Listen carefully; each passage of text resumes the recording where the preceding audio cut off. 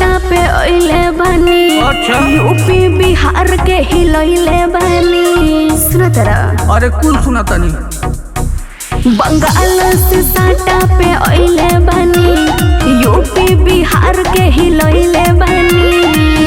छुआ बाजबा बोता तोहरो ईमान गड़बड़ाए लागी। अरे तो सुना, गोरखपुर जिला के लागी जाई मोहत करे जाहो सोहर गवाए लागी। गोरखपुर जिला के लागी जाई मोहर करे जाहो सोहर गवाए लागी। ओहो गोरखपुर जिला के गवाए लागी।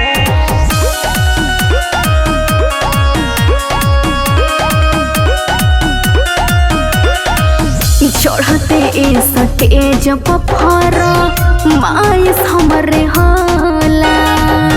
बूढ़ावा जवान सभे आवे हमरे टोला।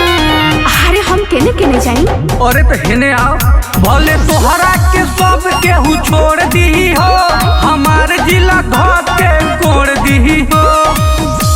ऐसे जे कोराबा ढोढ़िया के नीचे पर आए लागी।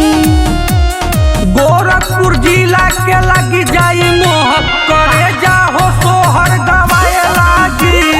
गोरखपुर जिला के लगी जाई मोहर करे जाहो सोहर गवाए लागी।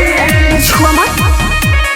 गोरखपुर जिला के गवाए लागी।